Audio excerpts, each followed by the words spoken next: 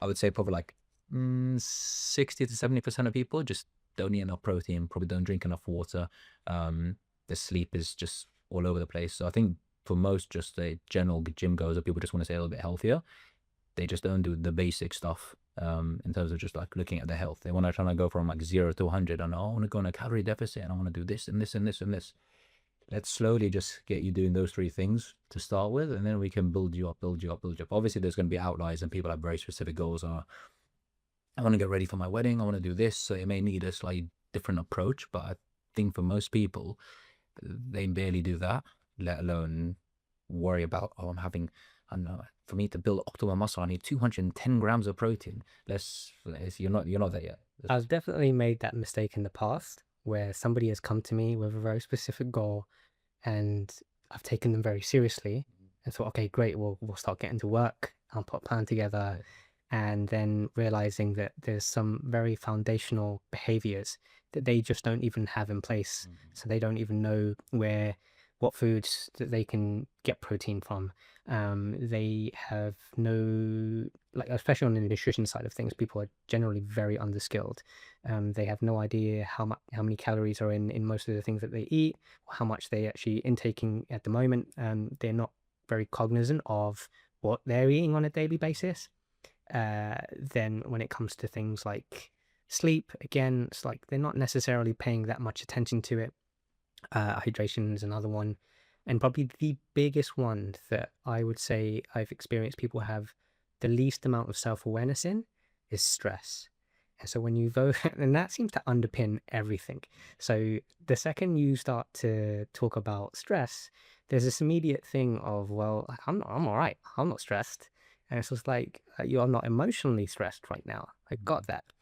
But stress is also mental and physical. And the one that I tend to find people overlook the most is mental stress, i.e., how many things do I actually think about and need to do and get done? And what's my massive checklist that I need to get through? And the difference between somebody being aware of that, being organized, not feeling overwhelmed by the 50 things that they need to get done that day, versus somebody who's just like not got a plan at all, has got a ton of responsibilities that they're kind of almost avoiding, and then they're not acknowledging how that's then contributing to all the unhealthy behaviors that they're engaging with. Why are you staying up so late? Why are you opting to eat more junk food? Why are you smoking? Why are you drinking? Why are you doing drugs, etc., etc.? And a lot of it can come just down to you're looking to make yourself feel better because you're not feeling well. And managing your stress is a massive key driver to begin the process of starting to feel well. Come to the gym where you're managing your physical stress, and it is helping you with your mental stress as well because it's giving you a bit of a break. You're getting that physiological benefit of the endorphin release. Great. But that's accounting for a few hours of your week. Then there's the rest of it. That bit, and this is the bit I'm super curious about at this stage in my career, is how to help people with that bit, because I'm starting to believe now that if we can help people with that bit, we get a lot less resistance in changing all the other behaviors that are then going to lead to like super positive outcomes. We get lucky sometimes because we get clients that come in and they already have that managed, and we get great outcomes with them. And it's just like, great, I love this. I love working with this person. Then you get the chaotic nightmare individual who's just all over the place. And every session they come in and they're tired or they're run down or there's some drama going on in their life, and they weren't able to stick to the plan that they agreed to stick to. And it's now, knowing better, I'm not frustrated by it. But for a long time throughout my career, it was very frustrating not being able to move the needle forward with this person. And then also wondering, like, why are you still doing this with me? Yeah. Because it's not working. In side note on that, if you are a trainer and you're wondering why, just don't worry about it. The fact that person is willing to keep turning up and keep trying is enough. Yeah. Period. Full stop. It's about having the conversation with someone. Like, again, somebody comes to see me one-to-one or even online, I'll do it like an initial assessment, like a 90-minute assessment. I'll get them to fill out a questionnaire. It's mainly so I can have a conversation and chat with them to see what they're like, to see So let them explain their questionnaire a little bit more, to do like a movement assessment to see where basically where their starting point is in terms of nutrition, in terms of mental, physical stress, in terms of what we can do and where we can start someone, rather than me saying, oh yeah, come in for a session. Today we're going to do a back squat, deadlift, bench press. We're going to do all the exercises. And let's just see what happens. I don't think there's like any personal care in that. It's just me trying to be smart and clever and just give someone something they want at the time. But that's not going to really get you to your end goal or see you getting any better in the long term. So I think sometimes I see PTs, they'll get a new client come in and they just start with them. I'm like, so what have you done? There's no forward thinking or planning, and even again, it doesn't have to be the most thought out program in terms of somebody doesn't need that at that moment in time. They just need to be able to like move a little bit more, sweat a little bit, feel better about themselves, lift some weights, actually start seeing some change in their habits and stuff. But I think that for me is the most important part for any sort of journey with someone, is the initial assessment, because I can actually see and do what I need to actually get them to their goal at that time. And it also builds that rapport and that understanding. So I understand why somebody's out, because sometimes people come in and be like, oh, I'm willing to do X, Y, Z. You have a conversation with them and I'm like, okay, yeah, this is, we probably will take a slightly different approach, and I won't tell them that at the time, but we'll get you to where you want to get to, but we may need to veer off that path slightly to start with to get you to that goal. But that's just my job, is to give you the tools you need to get there. It can, again, I've done so many different courses and stuff. I'll probably say I use maybe, I don't know, 40% of what I've done, and it's usually the same stuff that I do over and over and over and over and over again. I refine it towards the person to get to that point. But it's, yeah, I think what you're touching on is like stress. Most people don't realize how much stress they're under, and they just brush up the rug. Yeah, I'm fine, I'm fine, I'm fine, I'm fine. You're tired every day, you've got no energy, you just feel irritated and so forth. But most people don't realize, they don't talk about it because they just find it difficult. They just put barrier up, and I just ask them certain questions. They're like, oh, yeah, no, I'm fine. Why ask me that? That's not important. Like, let's just exercise, let's just train. And I'm like, okay, cool. Then you kind of have an understanding in terms of they may not be ready for that at this moment in time, and then you can build that rapport, relationship, and it gets a little bit easier over time. And then I think that I was the same as yourself. Is like, somebody comes in, they have very specific goals. They're like, I'm willing to do anything.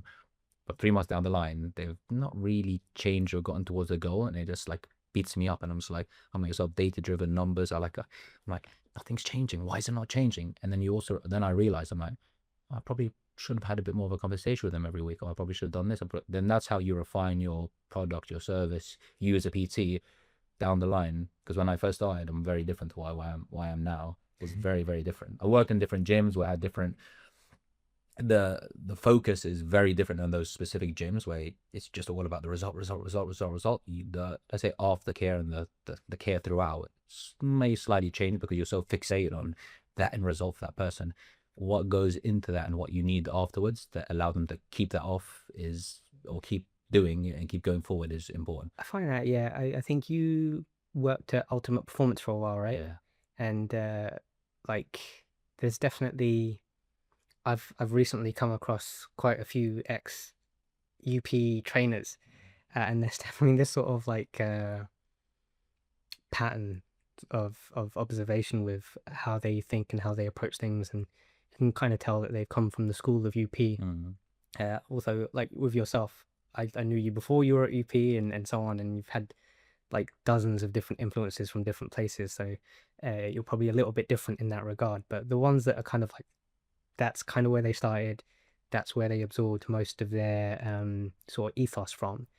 And then yeah, it kind of does get like that. And I'm hopefully I'll get around to talking to a lot of those guys, because I'd be curious to know if now, post UP and even during their time, how much they learned to appreciate that that client's journey is a lot more than the actual metric result, and how much we end up like supporting them in a very different way outside of like, okay, here's 12 weeks, week 1, 2, 3 to week 12, and we've got this great before and after, and we do want that for sure, but we also want to make sure that that person is going to be able to continue doing and living in the way that the healthier way that they've developed throughout that process, and also recognizing some of the unhealthy things that happened to create that 12-week result, because it was such a short time frame. And you mentioned earlier about the example of someone wanting to come in and lose 10 kilos in 8 weeks, and that's possible with a very, very aggressive calorie deficit for 8 weeks, losing just over a kilo a week on average, it's definitely doable. It's just not a sustainable way to live. It depends on the person. Like, so I've trained like musicians and actors and different people in like entertainment industries. They're like, oh, I'm getting ready for this movie or this tour I'm doing in like 12 weeks or 10 weeks, whatever it may be. For them, it's more about the means to an end. Obviously, my my job is not to just be like, let's go harsh calorie deficit and smash it into the floor. For them, it's all about the look, the visual. They have to look this certain way for them to feel good about themselves. But my goal is to get them to that, but not to. Obviously, you have to. It goes without saying, you have to be in a harsh calorie deficit. You'll probably be doing a bit more output and a bit more movement and exercising a bit more than you usually would. But you can still do that, but not completely just change people's relationship, how they feel about food and exercise. And everyone, the people I might do that with, is they have to kind of be mentally and physically ready to do that, rather than me saying to anyone, oh yeah, you can do this right now. Sometimes people come to me with that goal of, I want to look like this men's health couple model, but I was like, you barely eat enough protein, you barely have enough liquid in your diet, you don't drink enough water, you don't sleep well, your stress levels are all over the place. You may not be the prime candidate for that. You may get to that like down the line if you really want to do that, and that's like your ultimate goal, and you've always wanted to do that. I'll be more than happy to help you get to that point. But at this current stage, I don't think I don't say physically, mentally, I don't think you're at that point where we can push you hard enough to get to that point. Because it's just gonna That take you is, 10 yeah. steps back. When you meet someone and you assess them, because you know what they're going to have to go through Yeah. to get there, and you've obviously had to go through that yourself, and you know how challenging it is. You know there is always some level of sacrifice involved. I know, then there's definitely a side of the industry that maybe sometimes wants to make it out like, oh no, we can do this without you having to give up X, Y, Z. It's like, to an extent, but that you're going to have to give up stuff. And like, I'm a very introverted individual. I don't have that much of a social life, Mhm. and so it's quite easy for me to follow a routine. Yeah. To make sure that I've got X amount of things in my fridge, in my food cupboard, uh, and plan out my meals and stick to it, and I've got time to stick it all in my fitness pal and do all that work. I don't use those strategies with most of the people that I work with, Mm. because that's just not going to be in line with It's not realistic. how it's not realistic. People are going out on the weekend, so the variables completely shift there. They go on holiday. Well, I suppose we probably deal with a slightly more affluent client base, so they do go on holiday regularly throughout the year. If you get a 12-week stretch with them, that's actually pretty impressive. But in that 12-week period, they would have had to have had a business trip, or like they had to go to fly to this place. And so there's all these disruptions that occur. Um, it's just not practical for somebody to be that monk mode with it to achieve this men's health sort of outcome in a 12-week period without making a ton of sacrifices. You're gonna have to. There's gonna be a lot more sacrifice. I think there's like, I tell most people, it's like, I'm like, if that is your ultimate goal or you really want to do that, I'll reverse engineer how long that may take you from where you're at now. Some people are like, you know what, I'm ready. Like, again, specific people, because they have specific goals and time frames, they have to look this way. Then I find it's a little bit easier, because they will be into monk mode, because there's a lot riding on it, and there's a lot more stress will happen if you don't get to that. But for most people, you it's difficult, because there are things coming up. There's work events. There's things with family and kids, and frankly, they don't need to go to that level, that degree, to get to lose. If their goal was to lose 5 kilos, to feel a bit fitter, to be a little bit healthier. But if there is that next level of that kind of aesthetic or visual look, then yeah, you will have to make sacrifice. And I think most people don't realize that you have to do those things. Like, it's not like, oh yeah, we're gonna eat and fit, if it's your macros, and eat whatever you want, and it's not gonna happen. It's just difficult. It's very difficult. More importantly, it's very difficult to do it in a healthy way. Yeah. And so creating a visual look, but then feeling really awful, not just at the end of the process, but throughout the time. And I've been there and I've done that, Yeah. I've created that whole look, and I've done it in the most flexible ways that you can think of, and it actually wasn't sustainable. I didn't feel well. It was years of my life where I did not feel well because I wasn't really paying attention to my health. I was being smart and strategic with how to fit indulgences into my lifestyle, whilst trying to achieve physique goals. And fair enough, I was younger, so maybe I was getting away with it a little bit. But in retrospect, I'm 39 now. Like, if I was at 29, which is probably like the first time I ever really got into shape, where I could, see my abs or whatever, men's health look. I would rather have done it with, a more whole food diet, more fruits, more vegetables, better sleep. I was training okay, so I don't really mind that. I would like to have done more cardio at the time, and had a much more well-rounded approach rather than what I was doing at the time, which was winging my nutrition every day, but just trying to make it fit within a certain amount of calories, so weight loss was still occurring. Um, I wasn't really, I'm not even sure if I consumed a vegetable during that time. And things like sleep were like, uh, I probably wasn't sleeping well at all, and there was no cardio happening, and I was definitely I was definitely engaging in like, I don't know how much I drank during that time. I might not give myself too much of a negative marker on that. But I think definitely if you are 29 years old, the likelihood of you being a little bit more on the excessive end of drinking is, in my experience, yeah, people generally tend to be around that stage of their life. They're starting to like realize they can't recover from it as well as they used to be able to do 5 years prior. Yeah. But it's a big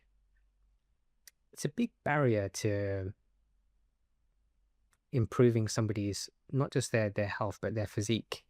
I've learned, kind of in line with what we've been talking about, I've learned not to interfere too much with someone's life choices. If they want to go out, if they want to drink, I can give them information, but I'm not gonna like beat them down or judge them or give them a hard time because they went out and had 7 drinks on a Saturday night. Thing is, it's gonna happen. Like I've got some clients who it's part of their job, but they have to entertain clients and they have to go to events and have to, and then I have to just, my job is to say, okay, this is what you want, this is what you came to me for. For us to get to that point, you probably don't want to go and have 10 drinks and have an absolute bender every single weekend. If you have a couple of drinks, that's great, that's good. Before, I would have been like, you can't do this, you can't drink, it's the worst thing for you, it's going to affect this, and I give them a whole spiel about it.